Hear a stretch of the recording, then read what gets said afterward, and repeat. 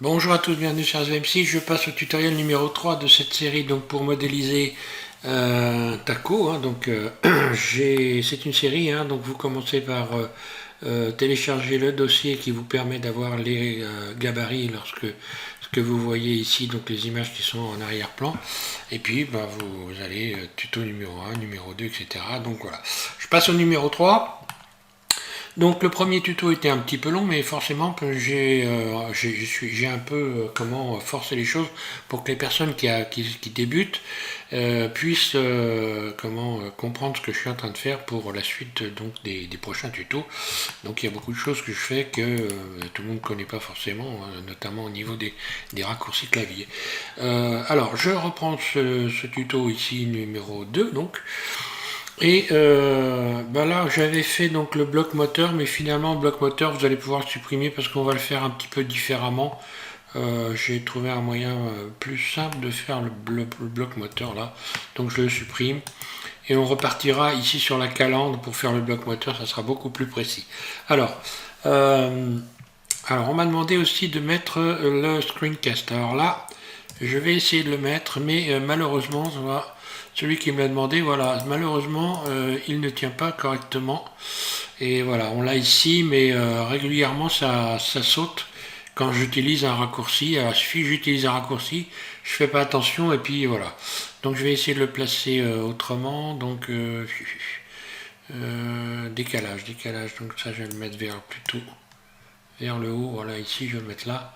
Ça gênera comme ça beaucoup moins. Donc, bon, c'est un peu mélangé ici, mais comme je m'en sers pas, voilà, là ça va le faire.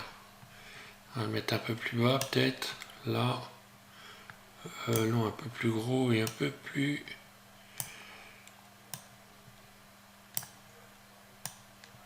là, là, ok, normalement ça va le faire là. Alors, je me mets en vue 1, je clique donc sur le 1, ici voilà, je ferme cette fenêtre, j'en ai plus besoin.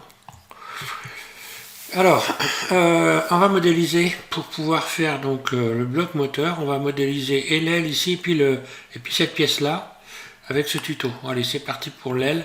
Donc l'aile, ce qui va être important, c'est qu'il y ait des faces pour pouvoir donc là, éventuellement la subdiviser. Donc vous allez voir comment je vais procéder. Alors encore une fois, je vais utiliser un vertice. Je fais un clic ici à la pointe de l'aile, un clic gauche, là, voilà, un clic gauche, et puis je vais aller chercher, donc ajouter, ici je vais ajouter donc un sigle, voilà, vertice, add vertice, en fait c'est vertice, c'est l'abréviation de vertice, un clic gauche, donc le vertice est venu se positionner pile poil ici. Non, on ne le voit pas parce qu'il faut sélectionner le mode vertice ici, voilà. Donc là, je suis bien dans le mode edit, directement dans le mode edit. D'ailleurs, on va le voir, voilà, si jamais là, je suis dans le mode edit. Tiens, d'ailleurs, peut-être que ça peut décaler. Ouais, tiens, je vais faire ça comme ça. Donc, je vais garder les outils ici. Et puis, je vais faire dans des extensions. Alors là, on voit, quand on regarde le bord de l'aile ici, il est plat et ça correspond à l'épaisseur des ailes, en fait. Ça correspond à l'épaisseur des ailes. Donc, si je fais extrude, on va voir, donc je vais le décaler un petit peu parce qu'il est carrément pile sur le plan. Donc je vais faire un GY pour le sortir un peu, qu'on puisse le voir. Voilà, il est là. On le voit là, voilà. Je me remets en vue 1. Et première chose, extrude, donc E. Un clic roulette pour venir axer l'arête que je viens de créer là, pour venir l'axer dans l'axe Z. Donc simplement, lorsque je fais un clic roulette, eh bien ça va me positionner les éléments dans les axes. Voilà, donc les axes X, Y, Z. Alors là, comme je vais vers le haut, c'est l'axe Z. Donc je fais extrude et je vais faire donc une courbe ici. J'extrude, extrude. Voilà, donc je vais faire des extensions comme ça, plusieurs, extrude.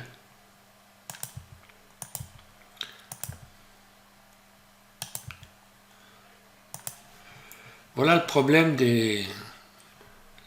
ici du screenfast, c'est que ça vient se mélanger à à ce que je suis en train de faire et c'est particulièrement désagréable. Donc voilà pourquoi je ne l'utilise pas et voilà pourquoi je nomme les choses que je suis en train de faire. Donc là je fais extrude un clic gauche, extrude un clic gauche, donc un clic gauche, un clic gauche, et ainsi de suite, et je fais le tour comme ça, j'attends que j'arrive en bas.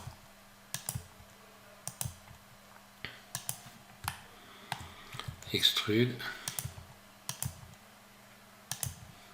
Là, je vais cacher le plan, puisque là pour l'instant je ne vais plus en avoir besoin. Alors voilà le problème. Je vais réduire considérablement, désolé, mais obligé de réduire, hein, parce que là, franchement, c'est beaucoup trop. Donc taille de la police, voilà. Là, on voit quand même. Je vais l'abaisser un petit peu.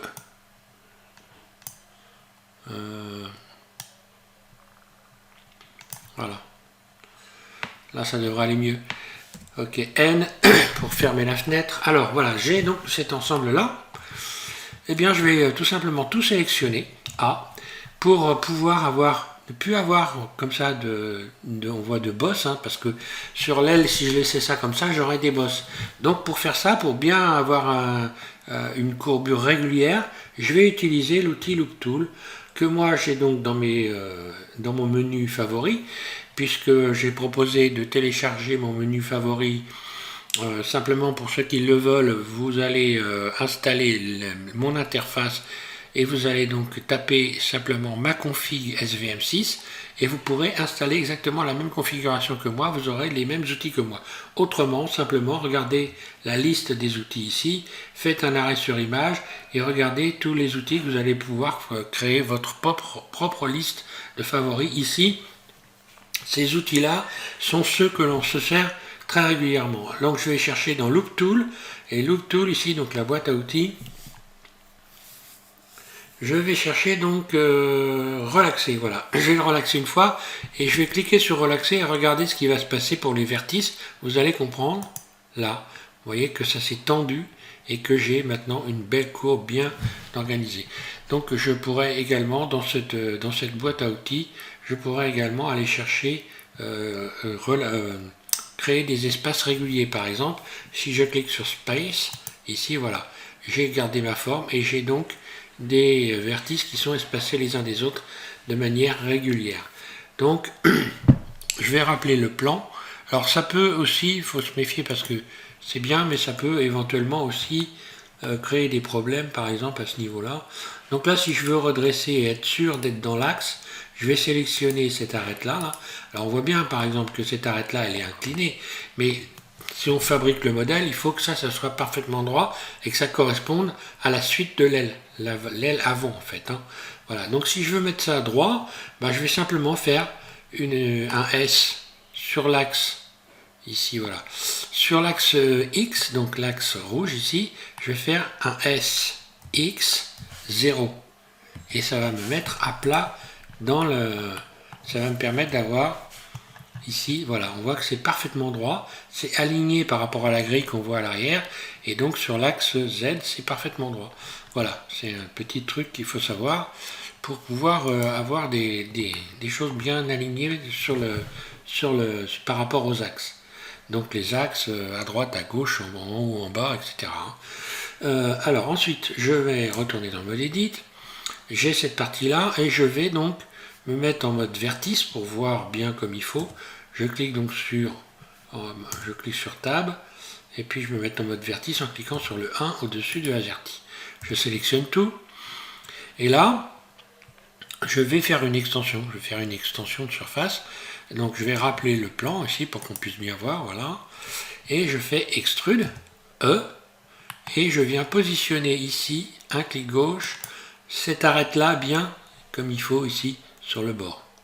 Puis ensuite, je vais faire une surface sur l'axe, je vais faire une surface sur l'axe X, encore une fois, pour venir resserrer l'élément pour que ça corresponde. Donc je vais faire un SX, là, et je ramène pour que ça corresponde à la courbe, plus ou moins. Donc ensuite, évidemment, je vais être obligé de me mettre en mode transparent et de venir positionner les vertices correctement. C'est un moyen d'aller plus vite, hein, tout simplement. Je vais mettre en mode transparent, voilà, donc je clique ici sur cette icône là, et voilà, et là je suis en mode transparent, je vois parfaitement tout ça. Je n'ai plus qu'à réorganiser les éléments ici, donc forcément il va falloir que je fasse reglisser les vertices, hein, voilà, donc je les attrape à la volée, là, et je les repositionne comme ça, voilà, pour faire une... Là, donc je fais ça vite fait, parce qu'après je vais réorganiser en utilisant la boîte à outils Look Tool, là, voilà, ça va assez vite hein, finalement, voilà, et là, il faudra que je fasse en sorte de bien aligner tout ça ici pour que ça soit plat, et puis pareil de l'autre côté, voilà, là je ramène ça comme il faut, donc je vais en mettre un, oui, ici, et un autre là, voilà. Là ça colle. Maintenant je vais sélectionner tout ce que je viens de redresser ici. Je sélectionne ce vertice là, un clic droit, puis j'appuie sur CTRL et je sélectionne celui qui est ici. Là. Et je réutilise la boîte à outils Look Tool relaxé. Donc là, qu'est-ce qui s'est passé? Il ne s'est pas rien passé du tout. Je recommence, Look Tool relaxé.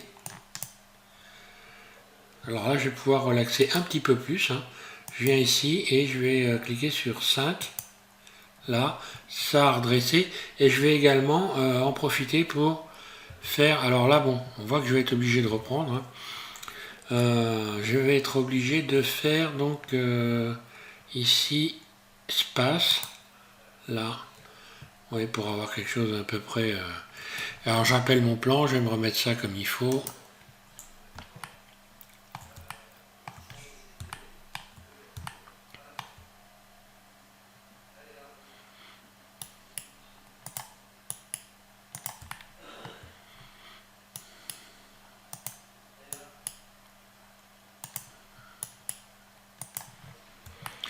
Bon voilà, là c'est à peu près bien. Bon après on peut toujours faire peaufiner, on peut toujours faire mieux. Hein. L'essentiel c'est que on obtienne voilà, la bonne forme. Hein. L'essentiel c'est surtout d'avoir des faces complètes fermées ici. Hein. Là on voit que bon, là mon aile, ici il faudrait que je reprenne un petit peu cette partie là, que je vais remonter un petit peu. Voilà. G.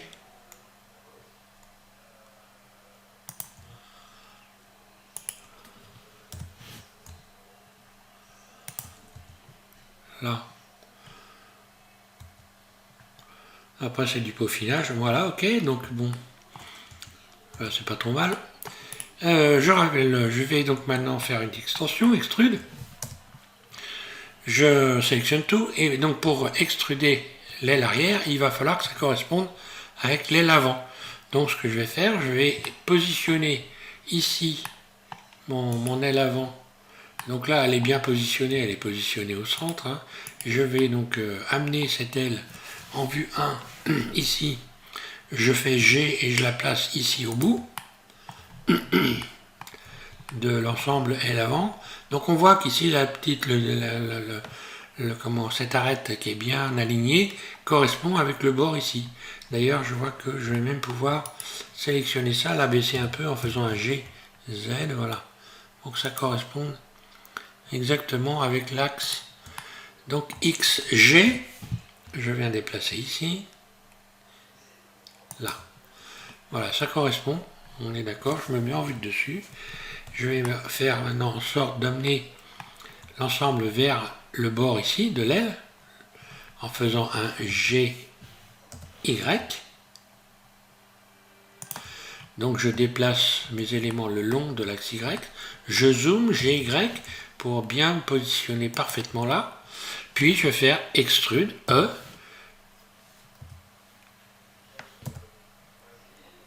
Dans le bon mode si possible. Oui, voilà, je reviens ici. Je sélectionne tout, puis extrude. Voilà. je bouge tout de suite ma souris et comme ça va rester, ça va directement. Un clic gauche, je libère et voilà. Donc là encore une fois, mon côté épaisseur, peut-être il aurait fallu que je fasse un petit peu plus fin. Je vais revenir un peu en arrière quand même, je vais peaufiner avant de... pour pas avoir quelque chose de trop épais. Hein. Donc je vais affiner ça un peu. Je fais donc des CTRL Z pour revenir en arrière, voilà. Je me remets ici et je coupe la vidéo comme ça. Vous allez donc... vous faites la même chose, hein. Il suffit de sélectionner ça jusqu'ici, voilà. Puis j'agrandis la surface, ça va réduire. Voilà. Ça réduit l'épaisseur. Ça correspond à peu près. Hein. Voilà, je n'ai plus qu'à faire un G, venir positionner ça comme ça, là. Et puis là, pareil, je vais donc repositionner double G. Donc double G, je fais glisser les arêtes. Hein. Double G. Je les fais glisser le long des arêtes, les vertices, double G. Double G. Double G, voilà. Là, ça va être un petit peu plus, voilà, un peu plus logique.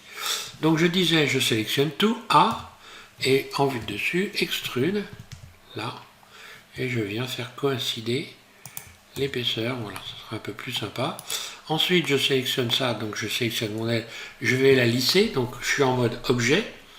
En mode objet, je vais lisser, objet lisser, là. Et ici, je retourne dans cette fenêtre pour cocher auto-lisser. Là. Voilà. Voilà, comme ça, j'ai quelque chose qui est propre, lisse. Je sors du mode transparent en faisant Alt Z. Là. Voilà. Donc, déjà, on a ça. Ensuite, on va s'intéresser au bloc moteur. Donc, déjà, on a donc une aile. En faisant le bloc moteur, on va savoir exactement où pouvoir placer les autres ailes, puisqu'on va les dupliquer. Et puis on pourra les placer correctement. Alors, là, il y a une chose qu'il faut faire à partir de là, c'est nommer les choses. Hein. Alors, je l'ai nommé si on veut. Hein. Moi, j'ai toujours dit ça sert à rien du tout, mais bon, je le fais puisque il y a beaucoup de personnes là qui vont débuter, donc je fais voir comment il faut faire. Moi, je le fais pas parce que en réalité, ça ne sert pas à grand chose. Vous avez tout de suite ici, dans cette petite fenêtre ici, tous les éléments que vous sélectionnez, regardez, c'est noté. Voilà.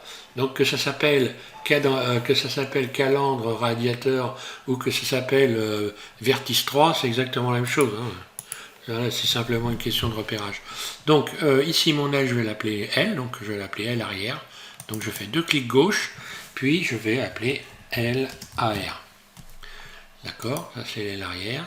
Donc quand je vais dupliquer cette aile arrière, elle s'appellera directement, automatiquement, aile arrière 1.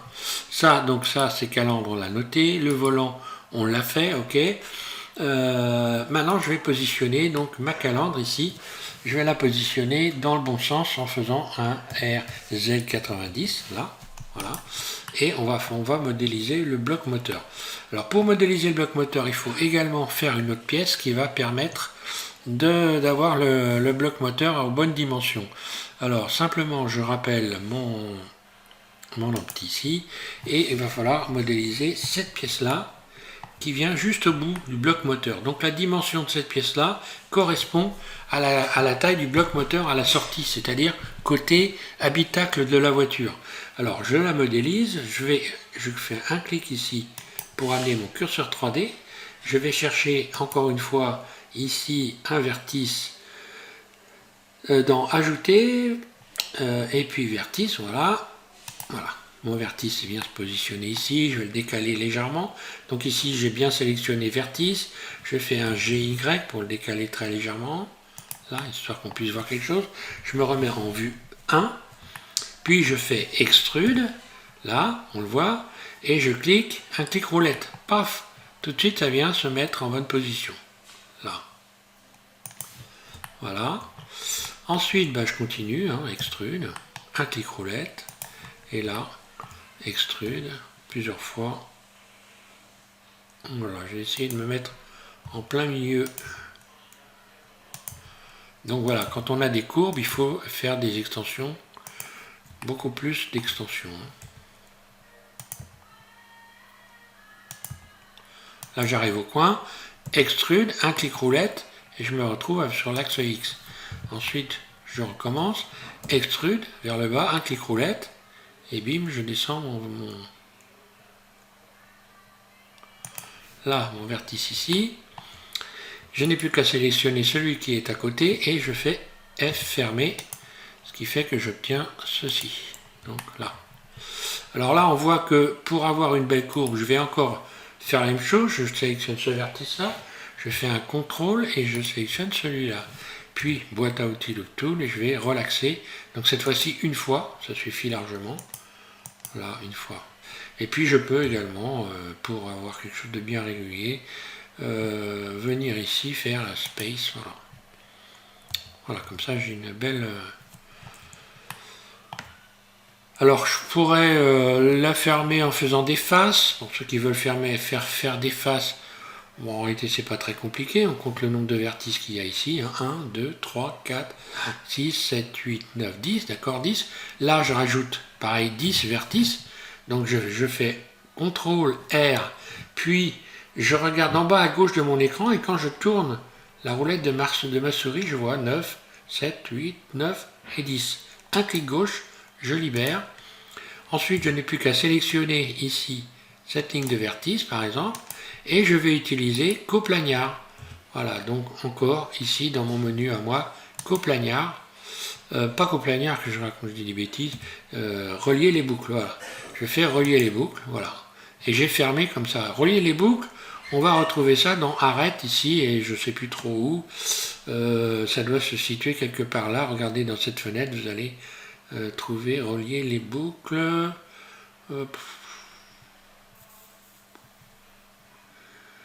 Alors, voilà, ici, relier les boucles. Hein. Voilà. Allez, ensuite, je clique sur le 2 au-dessus de AZERTY pour me mettre en mode arrête et j'ai plus qu'à fermer les bords ici, voilà, ici et ici, fermé. Là. Voilà, donc comme c'est un moyen pour fermer des surfaces éventuellement. J'aurais pu également, je reviens en arrière, CTRL Z, ça peut servir pour les gens. Éventuellement, je sélectionne tout, A, et je vais ici dans Face, et je vais faire remplir par une grille. Remplir par grille. Et voilà. Donc là, bon, ça se passe bien, il n'y a pas de vrillage ni rien, mais ça pourrait être vrillé. Hein, donc voilà. Mais c'est un moyen de fermer des surfaces très rapidement. De la même manière, tiens, qu'il y a une chose qui peut être intéressante pour ceux qui ne le savent pas, que moi j'ai découvert il n'y a pas très longtemps, je vous en fais profiter rapidement. Je vais ajouter vite fait un cercle ici, donc ajouter un cercle. Voilà, RX90, GX, voilà, je déplace ici. Et pour fermer ça, on peut faire par exemple extrude surface 0, ES0, ok. Ou alors on peut faire ES0 et on clique sur Tab. Deux fois, un clic gauche, et ça vient permettre de fermer cet ensemble de cette manière-là. Là. Voilà. Allez, CTRL L, je ferme X, parce que je m'en servirai autant que je vous le fasse voir pour ceux qui sont donc habitués à ma chaîne et qui sont abonnés, ben voilà. Alors RX90, je tourne mon élément là, RX90. Ouais. D'ailleurs, avant de le faire, je vais rajouter ici je vais rajouter une boucle. Alors, je fais un CTRL R, parce qu'elle va me servir, vous allez voir pourquoi. Je rajoute une boucle, CTRL R, ici. Donc, on voit que la boucle n'est pas droite. Hein. Un clic gauche, et je vais la positionner ici, à peu près. Ça va correspondre au bord qui dépasse du coffre, de la partie moteur. Donc, ici, je vais redresser cette surface en faisant un SZ. On voit l'axe Z qui s'éclaire, hein, 0, là. Puis, je peux faire un GZ, venir descendre ça, abaisser ça un petit peu. Et c'est cette partie-là qui va me servir à modéliser le reste de de la partie moteur. Donc je me remets en mode objet, je fais un RZ90, là, et je vais venir positionner ça sur l'axe carrément au centre. Hein. Donc ça je vais les cacher, j'en ai pas besoin. Voilà, je les cache. Ça aussi je vais cacher tout ce qui ne me sert à rien. Hein. Ça je cache, voilà, le volant, il est là, voilà. Et je vais donc positionner ces éléments-là. Celui-là, je ramène mon curseur 3D ici au centre de la scène en faisant donc Shift S, curseur vers origine, donc il vient se positionner là. Cette pièce-là, je vais l'amener vers le curseur, Shift S, sélection vers curseur, et voilà. Et donc là, ça c'est pareil. Je vais faire une sélection vers curseur, Shift S, sélection vers curseur. On voit qu'ils sont venus se positionner comme ça l'un derrière l'autre. Maintenant, je vais écarter l'ensemble en faisant un GX, donc d'une valeur approximative, qu'on va régler de toute façon par la suite. Là, ce qui va être important, c'est de créer la partie qui va se situer en plein milieu. Et pour ça, eh bien, je vais lier les deux objets, par exemple. Ouais, je vais faire ça, je vais lier les deux objets. C'est pour être précis, pour faire les choses bien, c'est ce qu'il y a de mieux à faire. Déjà, je me mets en vue 3, pardon, en vue CTRL 3, là voilà, et je viens positionner la partie arrière correctement en faisant un G, un Y, voilà, et voilà, je la positionne comme ça, donc à vue d'œil. Alors pour ceux qui vont, alors là je vais pas, comment vous expliquer, pour ceux qui veulent donc imprimer, hein, vous allez vous servir du système numérique évidemment. Hein. Moi je ne l'utilise pas parce que là je vois aucun intérêt à le faire, hein, puisque la plupart des gens ne vont pas forcément imprimer. Donc ceux qui ont besoin d'imprimer, c'est très simple. Hein. Vous utilisez... ah tiens, je me perçois que oui, enfin bon, peu importe. Vous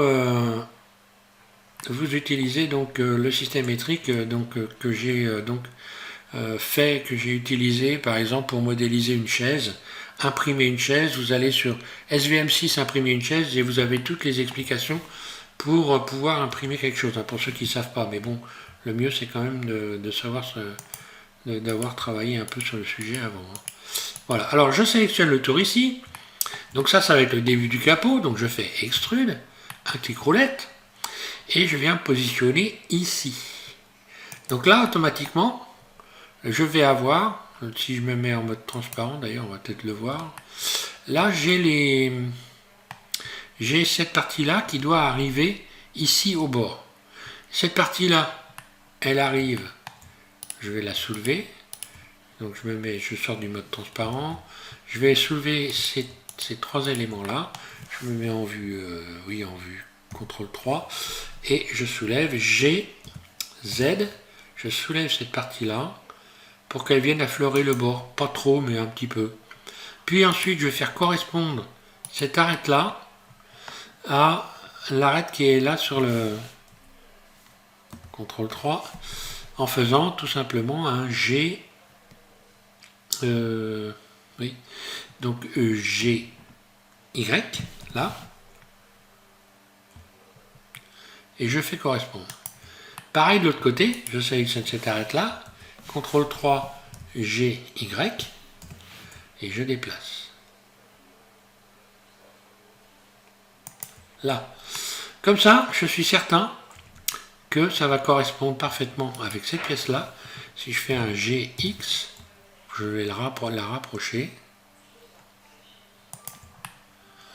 Donc là, il faut faire en sorte, hein, vue 1, que tout ça soit bien positionné. Donc maintenant, je vais pouvoir épaissir cette pièce. Je la sélectionne et je fais extrude. Voilà, je lui donne une petite épaisseur comme ça, sans exagération, pour pas que le modèle soit trop grossier. Et voilà. Alors maintenant, je vais ajuster les éléments pour que ça soit bien propre. Hein. Et puis fermer la partie moteur. Donc la partie moteur, je resélectionne ici cette partie-là et je vais la découper. Donc je sélectionne ces arêtes-là. Voilà, ça. Je vais donc faire ensuite un V pour couper ça. Puis je sélectionne cette partie-là, CTRL L, P, j'en fais une nouvelle sélection. Voilà. Donc maintenant je me retrouve avec, en mode objet, 3 éléments différents, celui-là, celui-là et celui-là. Je clique ici sur la cage moteur, sur le bloc moteur, et j'appuie sur la barre slash de mon pavé numérique. C'est comme ça, je cache tous les éléments qui sont autour. Je clique sur Tab pour aller en mode en mode Edit, et je vais fermer tous ces éléments-là. Je vais fermer tout ça. Là, c'est très simple. Je peux sélectionner ici, voilà, ce vertice-là, je fais F, puis je sélectionne tout le tour, et je fais F, je ferme cette partie. Et pareil de l'autre côté, un vertice là, Shift, un clic droit, F, je ferme, je sélectionne tout le tour et je vais fermer. Là. Alors, maintenant on va voir, on va parler un peu du côté esthétique. Après, je vais qu'on puisse voir sur le capot ces traits ici, hein, ces arêtes, puisque c'est une voiture, donc on voit des arêtes. Donc là déjà, je rappuie sur la barre slash de mon pavé numérique pour rappeler les éléments. Et pour question esthétique, je vais faire en sorte ici d'avoir un petit bord qui va donc délimiter, parce que là voilà, quand on regarde ici le modèle, si je sors du mode, voilà, si je regarde le modèle, on voit pas la délimitation est si terrible quoi. Je vais juste l'accentuer un petit peu en sélectionnant, donc je rappuie sur la barre slash de mon pavé numérique, et je vais faire ici, en sélectionnant cette face là et cette face là, donc en mode face, hein, voilà. Ok, et je vais juste faire un biseau, un tout petit biseau léger sur tout le tour. Donc je fais CTRL B, je bouge ma souris légèrement, et voilà ce qui se passe. Donc là, je vais regarder si mon biseau ça va. CTRL B, oui, donc là, le biseau n'est pas terrible, parce que tout simplement, il faut que je retourne en mode objet et que je valide la forme que j'ai créée. Et pour faire ça, je fais un CTRL A. CTRL A, je vais faire juste rotation et taille. Voilà, rotation et taille. Et là, maintenant, je vais faire mon biseau. Et c'est ce que j'expliquais, hein, tu dois regarder, voilà. Je bouge légèrement ma souris et je fais tourner ma roulette, la roulette de ma souris. Voilà. Et je fais un petit biseau comme ça sur le bord. Ce qui fait que je vais avoir comme ceci, voilà, une petite séparation qui donne un aspect un peu plus sympa ici. Je vais faire la même chose ici pour cette pièce-là. Voilà, je repasse donc dans le mode Edit, Tab. Je sélectionne ici donc cette face-là. Non, plutôt la face intérieure, puisque là. Donc voilà, j'appuie sur la barre slash. Cette face-là et cette face-là. Je vais biseauter ces faces-là. Là. Alors vous allez voir, on voit apparaître ici une espèce de forme qui n'est pas belle. Simplement parce qu'il va falloir mettre cette face-là à plat. Étant donné que j'ai donc auto-lissé, il faut que je resélectionne ces faces et je vais les mettre à plat pour qu'il n'y ait pas de déformation en surface. Donc ici, je vais faire ombrage lissé, face, ombrage lissé pour faire disparaître les espèces de marques qu'on voit là. Voilà, comme ça j'ai un objet qui est parfaitement voilà, qui ne va pas me déformer les matériaux ou les textures que je vais y rajouter par la suite. Ensuite, donc celui-là c'est pareil, je vais l'auto-lisser, hein, je vais le lisser, donc objet, pour qu'il soit plus beau, objet lissé, là, et puis auto-lisser ici, je recommence, toujours pareil. Donc maintenant je peux sélectionner tous les tours et les biseauter, hein, pour avoir quelque chose de un peu plus chouette. Voilà. Alors je vais biseauter uniquement les faces sur les côtés et dessus, en dessous il n'y a pas besoin. Et voilà, et là je fais un petit biseau, donc CTRL B. Et voilà. Donc là, hop là, je vais trop fort. Un clic gauche pour libérer. Là. Voilà, dans le visuel, ça fera toujours quelque chose de plus sympa. Voilà. Là, on voit que j'ai une déformation aussi de face. Ici, donc pour sélectionner toutes les faces ici, je sélectionne, je vais mettre ces faces à plat là, je sélectionne cette face-là, et je vais utiliser coplanar, ici, voilà. Cette même fonction qu'on va retrouver lorsque l'on va ici dans sélectionner, je ne sais plus trop d'ailleurs, similaire, coplanar, ici, voilà. coplagnard, et je vais mettre ces faces à plat. Voilà, face à plat. Là, on voit que maintenant j'ai une face bien plate, des biseaux sur mes arêtes pour avoir quelque chose de sympa. Alors, pour marquer les arêtes, on a aussi, par exemple, sur le capot ici, la possibilité de marquer ces arêtes-là. Je vais marquer ces arêtes-là, parce que là, on les voit pas beaucoup. Tout simplement en allant ici dans face, et puis je vais, pas dans face, dans arête, pardon, j'ai sélectionné les arêtes, et je vais les marquer dur. Marquer dur, là. Lorsque je retourne en mode objet, ici, alors,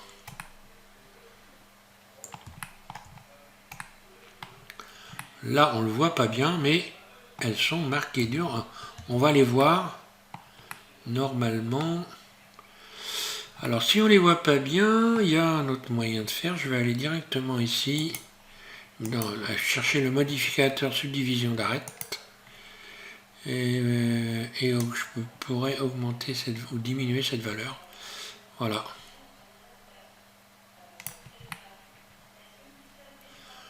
Et voilà. Et voilà ces arêtes qui sont plus marquées. D'ailleurs, j'aurais pu diminuer directement à partir d'ici. Hein. Suis-je bête? Oui. Je vais faire le contraire. Tiens, je recommence. Je supprime ici le modificateur. Donc, on a une espèce de truc lisse. Hein. Et ici, je vais baisser cette valeur jusqu'à temps que je retrouve mes arêtes. Là. Donc, c'est moins lisse, mais comme ce sont des faces qui sont plates, c'est pas très gênant. C'est bien quand même de pouvoir voir les arêtes sur le capot de la voiture. Allez. Je vais faire cette expérience ici, vous allez voir, là ça devrait marcher mieux. Voilà, je vais faire aussi sélectionner ces arêtes là, là, et pareil, je vais aller ici dans arêtes, marquer les arêtes dures, là, voilà, là on les voit bien, ils sont dans l'alignement, ça sera tout de suite plus sympa. Alors, je vais regarder où j'en suis d'un point de vue du temps, pour ne pas avoir un tuto trop long non plus. Donc je suis à 37 minutes, donc je vais couper cette vidéo là à ce niveau-là. Donc c'est peut-être un petit peu long, hein, mais bon, je donne le plus de détails possible. Donc je vais rappeler tous mes éléments. Là je fais Alt H. Voilà, Alt H, juste le plan, je vais le cacher puisque là, on n'en a pas besoin particulièrement pour le moment. Là, voilà. Donc là, à partir de là, on peut carrément donc sélectionner toutes ces pièces-là et puis commencer à les positionner pour le moment. Donc je me mets en vue de dessus. Et grosso modo, je vais faire G. Et là, la calandre, on sait qu'elle vient ici au bout. Et on sait aussi que grosso modo, cet ensemble-là va arriver à peu près à cette distance-là. Mais on pourra le régler par la suite. Hein. Pour le moment, ça, je peux la mettre un peu plus loin, évidemment. Donc, je vais faire un G. Voilà, clic roulette GX. Voilà, grosso, je la mets à peu près hein, pour le moment. Ensuite, je peux resélectionner mon capot ici, mode vertice. Je clique sur le 1. Alt Z, je me mets en mode transparent. C, je sélectionne ça. Et je fais un GX pour venir recoller ici. Donc par la suite, comme on peut donc tout modifier tranquillement les dimensions, on verra qu'on va pouvoir régler précisément par rapport aux prochaines pièces qu'on va faire. Le volant, je vais le mettre dans le bon sens en faisant un RZ-, RZ-90, là.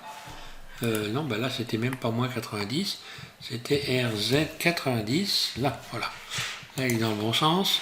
Et puis, je vais le positionner en attendant, ici, en vue de dessus, par là.